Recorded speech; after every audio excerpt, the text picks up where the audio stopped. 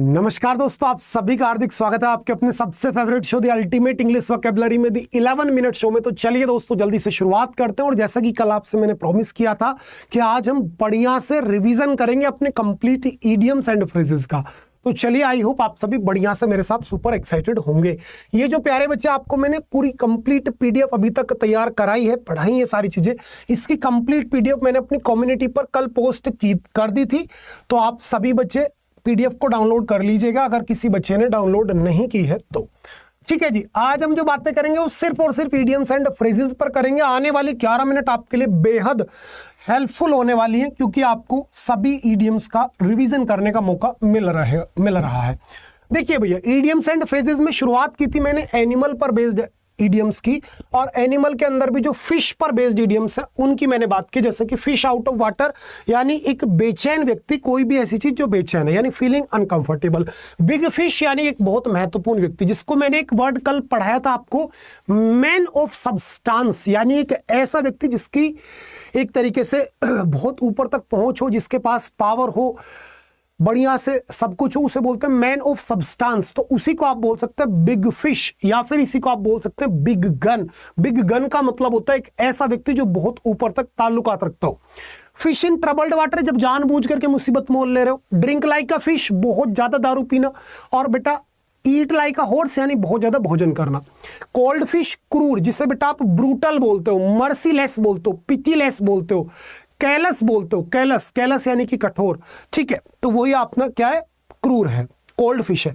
Fishy story यानी बेटा काल्पनिक कहानी, बिल्कुल झूठी कहानी, उसी को आप क्या बोलते हैं, fishy story. Fish for a compliment, जब आप दूसरों से प्रशंसा प्राप्त करने की कोशिश करते हो तो उसी को बोलते हैं fish for a compliment. Neither fish NOR foul, यानी कुछ भी ऐसी चीज जिसको आप किसी कैटेगरी में नहीं रख सकते चाह करके भी, यानी कि कुछ दिखने में ऐसा ना हो जानवर है ना वो कुछ हो रहा है, तो वो नाइदर फिश नोर फाउल है। Shooting fish in a barrel, बहुत आसान कार्य, जिसके लिए मैंने आपको पढ़ाया पीस ऑफ केक, और पीस ऑफ केक हो गया, या फिर बेटा एज इजी एज ABCD हो गया, चाइल्ड्स प्ले हो गया। ठीक है ना, तो ये बहुत सारे इडियम्स पढ़ा चुका हूं। टू हैव अदर और बिगर फिश टू फ्राई, यानी कि और ज्यादा आसान कार्य आपके पास में होना। हॉर्स पर based, beat a dead horse, किसी ऐसी जगह एनर्जी वेस्ट करना जहां से फल नहीं मिलेगा आपको। फ्लॉग अ डेड हॉर्स, किसी ऐसे मुद्दे को दोबारा उठाने की कोशिश करना जिसे लोग भूल चुके हैं। To put the cart before the horse, गलत काम में यानी गलत क्रम में कार्य को करने को बोलते हैं टू पुट द हॉर्स, या put the cart before the horse. Eat like a horse, पढ़ा चुका हूं, बहुत ज्यादा भोजन करना। Straight from the horse mouth, यानी कि विश्वसनीय स्रोतों से मिली जानकारी, जिस पर आप शक ना करें, जिस पर आपको पलट करके ज्यादा सोचने की जरूरत ना पड़े, उसे बोलते हैं straight from horse mouth. Hold your horses, अपने आप पर काबू करना, आपा ना खोने देना। हॉर्स ट्रेड, यानी बढ़िया से अपने टैलेंट के दम पर व्यवसाय करना। हॉर्स सेंस, यानी बहुत बढ़िया आपके अंदर अगर प्रैक्टिकल और कॉमन सेंस है तो उसे बोलते हैं हॉर्स सेंस। डॉग पर based, dog in a manager, एक बेकार व्यक्ति। ठीक है भैया। Sleep, let sleeping dog lies, यानी पिछले मसलों को, पिछले मामलों को दबे का दबा रहने देना। Fighting like cats and dogs, यानी कि बड़ी बच्चों की तरह लड़ाई लड़ना, बुरे तरीके से लड़ाई लड़ना। रेनिंग कैट्स एंड डॉग, बहुत ज्यादा तेज बारिश का होना। और लीड अ डॉग्स लाइफ, बहुत दयनीय जीवन जीना। टॉप डॉग, यानी किसी भी क्षेत्र में जो महत्वपूर्ण व्यक्ति, उसे आप टॉप डॉग बोलते हैं, जिसको अभी मैंने बिग फिश पढ़ाया, बिग गन पढ़ाया, मैन ऑफ सब्सटेंस पढ़ाया। इन द डॉग हाउस, यानी एक ऐसी स्थिति जब आपके घर का ही कोई मेंबर आपसे नाराज हो। इसी के साथ फूड पर बेस्ड अगर मैं इडियम की बात करूं, पीस ऑफ केक, यानी मेरे प्यारे बच्चे आसान कार्य। स्पिल द बीन्स, किसी रहस्य को उजागर कर देना, यानी कि let the cat out of the bag. और आपके सामने एक वर्ड आ गया फुल ऑफ बीन्स, यानी कि बेटा एनर्जी से भरा हुआ। और ब्रिंग होम टू बेकन, यानी कि बेटा पारिवारिक आय कमाना, बहुत कम इनकम कमाना। लाइक टू पीस इन अ पोड, यानी कि जब मतलब एक तरीके से दो चीजों के अंदर बहुत ज्यादा सेम्बलेंस हो, समानता हो, समरूपता हो, तो उसे बोलते हैं लाइक टू पी इन अ पोड। और ब्रेड एंड बटर, रोजी रोटी होती है। और कूल एज कुकुम्बर, यानी एकदम चिल रहना, शांत रहना, ठंडा दिमाग रखना। और शोर ग्रेप्स, यानी अंगूर खट्टे हैं, यानी किसी चीज को लेकर के नाखुशी दिखाना। और बिग चीज, यानी कि एक महत्वपूर्ण व्यक्ति। और take something with a grain of salt, यानी किसी की बात को पूरी तरीके से ना मानना। चलो एप्पल पर बेस्ड बात करता हूं बेटा। एप्पल ऑफ डिस्कॉर्ड, फसाद की जड़ है भैया। एप्पल पाई ऑर्डर, बिल्कुल सुव्यवस्थित, जब चीजें बिल्कुल बढ़िया से अरेंज्ड हो, नीटली अरेंज्ड हो तो उसे बोलते हैं एप्पल पाई ऑर्डर। और इसका अपोजिट आपको पढ़ाया हुआ मैंने 8 6s and 7s। Apple of one size बेटा आंख का तारा होता है, कंपेयरिंग एप्पल्स विद ऑरेंज, यानी कि किन्हीं दो असमान चीजों के बीच में अगर आप तुलना करने का प्रयास कर रहे हैं तो उसी को आप बोलते हैं comparing apples with orange. Adam's apple आपका बेटा गला होता है, कंट होता है। बैड एप्पल बेटा बेकार व्यक्ति होता है। Apple doesn't fall from far from the tree, यानी कि जैसा परिवार होगा, जैसे माता पिता होंगे, संतान में उनके गुण का आना स्वाभाविक है। इसी के साथ में बेटा कलर पर बेस्ड बात करते हैं। रेड अलर्ट यानी कि चेतावनी वाली बात। रेड लेटर डे यादगार दिन। To paint the town red, गुलछर्रे उड़ाना। क्या मेरे भैया, गुलछर्रे उड़ाना। रेड हैंडेड, रंगे हाथों पकड़ लेना। और इन द रेड इंक, यानी कि जब आप बिल्कुल घाटे वाली स्थिति में चल रहे हो, आपको बेटा बहुत ज्यादा नुकसान हो गया तो उसे बोलते हैं इन द रेड इंक। और रेड टेपिज्म, बहुत ज्यादा फॉर्मेलिटीज, ज्यादा लाल फीताशाही, जहां पर ऑफिशियल्स बहुत ज्यादा आपको डिस्टर्ब कर रहे हैं, उसी को बोलते हैं आप रेड टेप या फिर red tapism. In the red यानी बेटा जब आपकी स्थिति बहुत दयनीय है। रेड कारपेट, भव्य स्वागत। और रेड इन द फेस यानी गुस्सा दिखाई देना। और to see red, sorry red in the face यानी मतलब एक तरीके से शर्म और मतलब शर्मिंदा होना। और टू सी रेड यानी बेटा मेरे किसी का बहुत ज्यादा गुस्सा हो जाना। बोल्ट फ्रॉम द ब्लू, अचानक से आन पड़ने वाली समस्या कोई भी। और आउट ऑफ द ब्लू यानी कोई भी ऐसी चीज जो अचानक से हुई है। देखो दो चीजें, out of the blue unexpected है, और बोल्ट फ्रॉम द ब्लू यानी अनएक्सपेक्टेड डिजास्टर। ठीक है, जब अचानक से कोई समस्या आन पड़ी तो वो बोल्ट फ्रॉम द ब्लू है, और जब नॉर्मली कोई चीज अनएक्सपेक्टेडली आपके सामने हुई वो आउट ऑफ द ब्लू है। ब्लू ब्लड यानी बेटा रॉयल, शाही व्यक्ति जो होता है उसको बोलते हैं आप ब्लू ब्लड। फील ब्लू यानी बेटा उदास दिखाई देना। बीट ब्लैक एंड ब्लू यानी मेरे प्यारे बच्चे बुरी तरीके से मार खाया हुआ। Blue blood sorry blue eyes, blue eyes का मतलब होता है जो बड़ा मतलब एक तरीके से मतलब सबका दुलारा, उसे आप ब्लू आइज बोल सकते हैं। और ब्लू कॉलर यानी मजदूर लोग। और white collar clerical job. Blue collar job यानी बेटा मजदूरों वाली नौकरी, और व्हाइट कॉलर जॉब जब आपकी डेस्क जॉब होती है, आप क्लर्कियल वर्क करते हैं।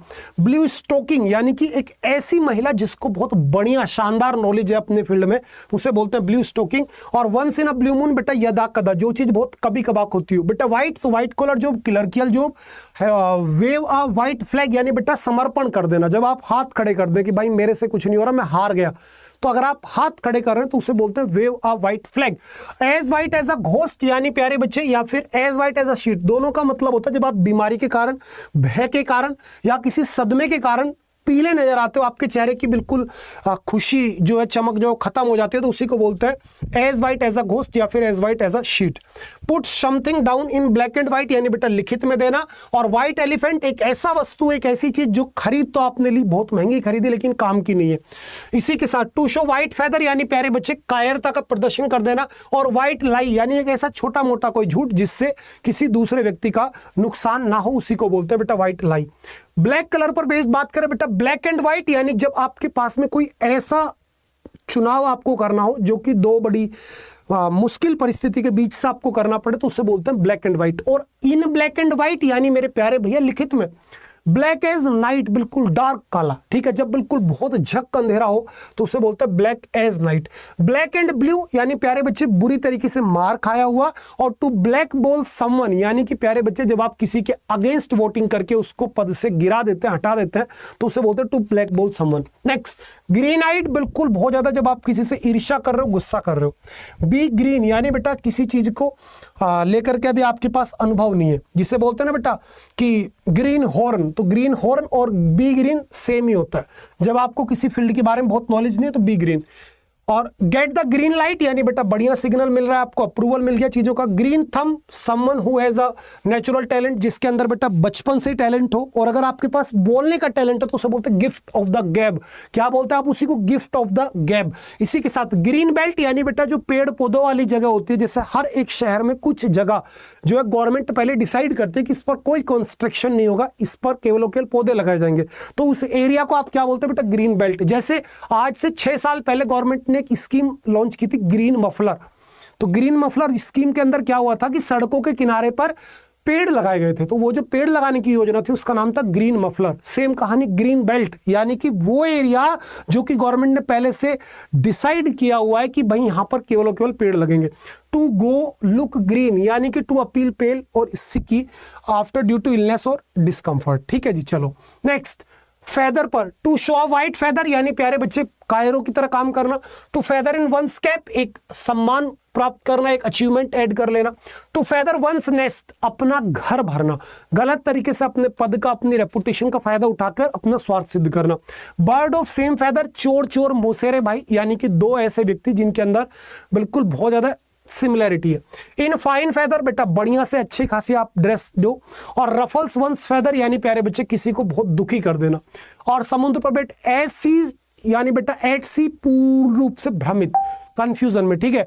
इन सी चेंज यानी बेटा बहुत बड़ा बदलाव, between the devil and the deep sea यानी बेटा आपदा में पड़ जाना, ठीक है। अ ड्रॉप और स्प्लिट इन द ओशन यानी बेटा बहुत छोटी सी मात्रा, ए सी ऑफ समथिंग यानी प्यारे बच्चे किसी चीज की बहुत बड़ी मात्रा, और बॉइल द सी यानी किसी एक असंभव कार्य को करने का प्रयत्न करना, उसी को आप क्या बोलते हैं बेटा, बॉइल द ओशन, ठीक है। कंफ्यूजन पर बेस्ड इडियम्स आपके सामने है, ये पीडीएफ भी आपके पास में है, ये आपके पास बेटा बुक भी अपनी है, आप प्यारे बच्चे इस बुक से इन सभी इडियम्स को इसी तरीके से पढ़ सकते हो, ठीक है ना। तो आज के लिए मैं चाहता हूं अपना 11 मिनट्स यहीं पर ड्रॉप करूं, ठीक है। जिस बच्चे ने बुक ऑर्डर ना की हो मेरे भैया जरूर आप सभी कर दीजिएगा, ठीक है ना। ये पूरी बुक बेटा मैं इसी तरीके से कराऊंगा, हफ्ते में 5 दिन आपको आगे पढ़ाऊंगा, नई चीजें क्लियर करूंगा, लेकिन एक दिन आपका रिवीजन भी बेटा मैं जरूर कराऊंगा, क्योंकि मेरा सपना है कि आपकी हर एक स्टूडेंट की आंख से इंग्लिश नाम का जो ये आंसू है इसको पोंछ दूंगा।